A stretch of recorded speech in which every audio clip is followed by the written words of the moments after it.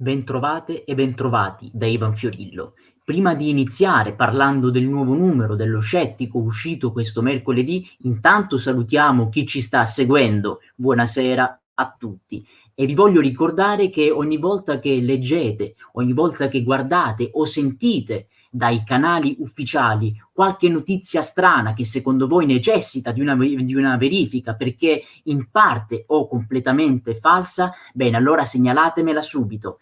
Magari seguitemi sui canali social, su Facebook, Instagram, Twitter, oppure salvatevi il mio indirizzo email ivan.fiorillo@gmail.com in modo tale da segnalarmela subito senza che ve ne dimentichiate. Avete 1000 modi per contattarmi anche attraverso i commenti oppure scrivendomi in privato. Tutte le informazioni le trovate nella sezione informazioni di questo canale YouTube.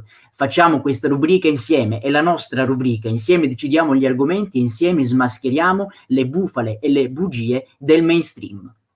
Mercoledì è uscito un nuovo articolo, trovate il link nella descrizione di questo video e in questo articolo noi smentiamo una serie di bufale date diffuse dal Sole 24 Ore. Sempre più spesso infatti notiamo che i giornali, ma chiamarli giornali è improprio, perché il giornalismo è un'altra cosa, diciamo nel senso più dispregiativo, rotocalchi, diciamo riviste, bene, queste testate, magari specializzate in economia, in politica, in finanza, stanno sempre di più contribuendo, secondo loro, a una informazione scientifica, ma noi diciamo meglio, una disinformazione scientifica. In questo caso addirittura si arriva a falsificare i dati scientifici pur di denigrare una figura come quella di Donald Trump.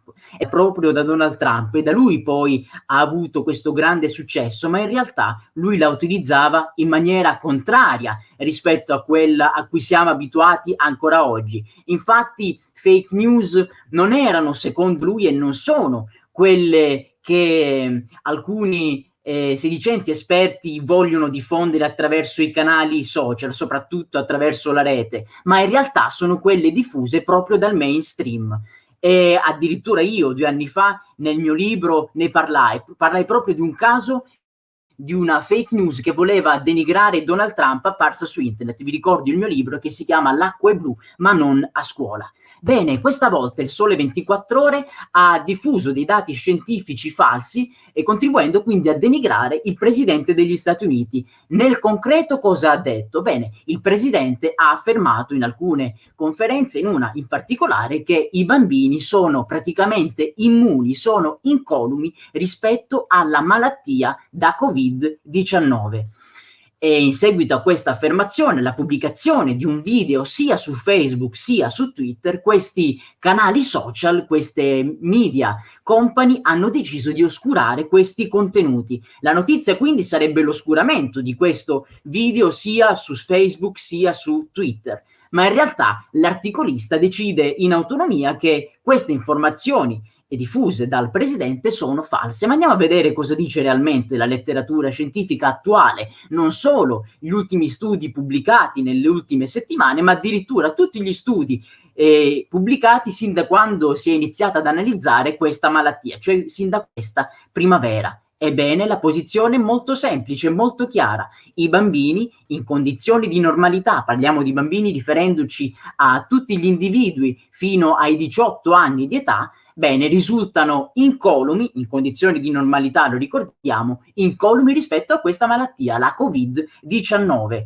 Questo non vuol dire che non contengano all'interno del proprio organismo il virus che in alcune condizioni può rivelarsi patogeno, cioè può provocare questa malattia se si trova su un terreno fertile, diremmo noi. Bene, possono ospitare il virus, ma grazie alle proprie difese immunitarie, oppure qui le teorie non sono molto chiare, ma il risultato è comunque questo, il fatto che sono incolumi rispetto alla malattia, non sviluppano questa malattia. E per di più una logica conseguenza di questa dimostrata nella letteratura è che quindi quasi in alcun modo contribuiscono al contagio del virus, cioè del SARS-CoV-2. Servirebbe infatti una carica virale molto più alta per poter diffondere questo virus, che ricordiamo si diffonde in presenza di sintomi in quel momento della malattia, non quindi in caso di persone presintomatiche. Bene, i dati di fatto sono questo, falsificando questi dati scientifici, in questo caso il Sole 24 Ore ha contribuito a disinformare le persone contemporaneamente, quindi a mettere in cattiva luce Donald Trump, che ricordiamo subisce campagne denigratorie sin dall'inizio della campagna elettorale del 2016, quindi più di 4 anni fa. Ma non è solo questa la notizia, infatti l'articolista prosegue nella propria disamina e presenta invece altri 2 casi del passato per i quali invece le compagnie di comunicazione, Facebook e Twitter, non attuarono alcuna campagna di censura nei confronti di Donald Trump. E secondo appunto il Sole 24 Ore, in questi altri 2 casi avrebbero invece dovuto farlo, perché anche in questi casi Donald Trump avrebbe contribuito a disinformare il popolo americano. E vediamo quali sono questi 2 casi. Il primo, Donald Trump ha affermato, secondo l'articolo, noi diremmo avrebbe affermato, cioè avrebbe consigliato ai cittadini americani di ingerire della candeggina per contrastare questo virus. Ma se andiamo a leggere la trascrizione ufficiale che si trova proprio sul sito della Casa Bianca di quella conferenza, vediamo invece che Donald Trump non ha assolutamente mai affermato questo. Sarebbe un pazzo, e loro vogliono farci credere che sia un pazzo. Infatti Donald Trump stava semplicemente dialogando con altri esperti per quanto riguarda le ricerche da condurre su questo virus, su questa malattia, e era nata l'ipotesi di condurre ulteriori studi riguardo proprio le proprietà della candeggina, che forse potevano avere un ruolo nel contrastare questo virus. Stava parlando degli esperti, stava indicando una possibile nuova via di ricerca, come tutti gli altri politici e governanti del mondo stanno facendo ancora oggi. Non ha certamente consigliato al popolo americano di ingerire la candeggina contro questo virus. Quindi prima affermazione falsa. La seconda affermazione, secondo il Sole 24 Ore, Trump avrebbe affermato, e questo è vero, le proprietà della luce ultravioletta e dei diversi tipi dei raggi ultravioletti nel contrastare e nell'annientare questo virus. Notizia, è proprio così. Già da mesi, o meglio da qualche settimana, da qualche mese fa, si sapeva appunto, ed erano stati pubblicati degli studi, i primi addirittura sono stati italiani. Questi studi hanno dimostrato, e non c'è più alcun dubbio su questo, che i diversi tipi di raggi dell'ultravioletto sono in grado di annientare questo virus, e questo tra l'altro è la motivazione principale per la quale è assolutamente sconsigliato e inutile indossare le mascherine all'aria aperta, per di più anzi è dannoso, ma di questo parleremo in maniera completa nella prossima diretta domenica prossima. Quindi la notizia è falsa, che è la notizia che ci ha dato il Sole 24 Ore. Sì, Trump ha affermato questo, ma è esattamente la posizione della letteratura scientifica ufficiale attuale.